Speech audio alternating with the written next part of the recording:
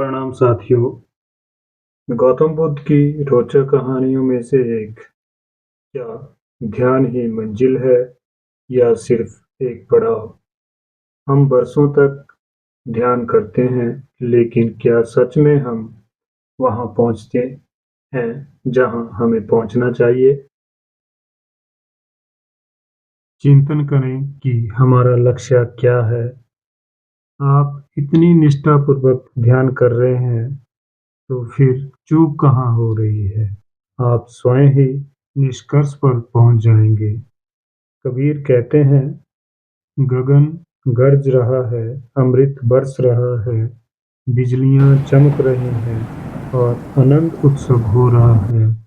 लेकिन कई कई वर्षों से ध्यान करने के बावजूद साधकों को कबीर की तरह भीख पाने का अनुभव नहीं होता। ऐसा ही कई अन्यों को पता ही नहीं चलता कि ध्यान की मंजिल क्या है। इसे ठीक-ठाक समझ लें कि ध्यान ही आखिरी तत्व नहीं है। ध्यान शुरुआत के लिए तो ठीक है, लेकिन वह यात्रा का अंत नहीं। ध्यान को अच्छी तरह से साध लेने के बाद उससे आगे की भी यात्रा है। अगर यह ख्याल ना रहे तो ध्यान की नींव में ही बैठे रह जाने, उस पार उतरने से चूक जाने का खतरा रहता है। प्रकृति का उत्सव हमेशा अपने चरम पर होता है। परम घटना प्रतिपल घट ही रही है, लेकिन हम भीग नहीं रहे हैं, क्योंकि हम स्वयं अपने ही बनाए आवरण में सिमटे हैं।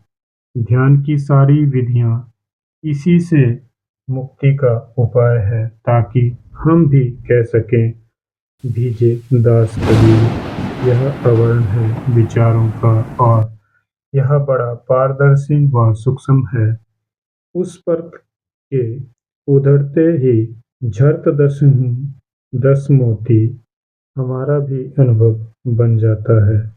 विचारों, विश्वासों और अंधविश्वासों का यह आवरण हमने अपने अहंकार को बचाने के लिए बना रखा है, लेकिन इसी के आवरण के कारण हम अनंत वर्षा में भीगने से चूक रहे हैं। बुद्धत्व हमारा जन्मसिद्ध अधिकार है। ऊपर ऊपर जो यह एक झीनी सी परत है धारणाओं की, इसे जैसे ही हम कुरेदना शुरू करते हैं, तो हमारे भीतर का बुद्ध प्रकट होने लगता है। ध्यान की सारी प्रक्रियाएं इसी आवरण को अनावृत करने का प्रयास है। यदि ध्यान के लंबे अभ्यास के बावजूद भी आप कहीं नहीं पहुंच पा रहे हैं, तो इसका मतलब है कि कोई बुनियादी चूक हो रही है। और वह भूल यह है कि एक तरफ तो हम ऊर्जा लगाने के उपाय करते हैं, उससे थोड़ी देर के लिए तो हम निर्मलता हम में आती है, लेकिन दूसरी तरफ हम क्रोध का, वासना का, लोभ का, घृणा का कूड़ा कचरा इकट्ठा करते जाते हैं। हमारे भीतर इतना शोरगुल है, हम बाहर इतने उलझ जाते हैं कि परमात्मा के संगीत का, भीतर के इशारे का हमें पता ही नहीं चलता। जो साधक अपनी जीवन ऊर्जा सकारात्मक में लगाते हैं, जो घृणा और क्रोध की गर्त से निकलकर करुणा और प्रेम के शिखर पर चढ़ जाते हैं, जो द्वेष भाव के स्थान पर मैत्री, तादात्म्य और साक्षित्व को बढ़ाते हैं, वे ही भावातीत लोक में प्रवेश कर पाते हैं। अन्यथा ध्यान का अभ्यास चाहे जितने श्रम पूर्वक किया जाए, उससे परम तत्व का अनुभव ना होगा। इसी तरह हम अपने भीतर के बुद्ध को कभी सामने ना ला पाएंगे। अध्यात्म में पुनः पुनः वही खोजना पड़ता है। वह खोज आपके भीतर से होनी चाहिए। उद्धार का ज्ञान काम नहीं आता।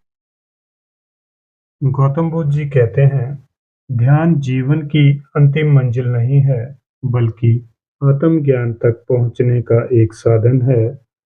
सच्ची प्रगति तभी होती है जब हम अपने भीतर के दोषों को दूर कर प्रेम और शांति को अपनाते हैं। केवल ध्यान करना ही नहीं, बल्कि खुद को बदलना ही असली लक्ष्य है। इसलिए गौतम बुद्ध जी कहते हैं, ध्यान मंजिल नहीं, यह सिर्फ एक पड़ाव है। असली लक्ष्य आत्मज्ञान है।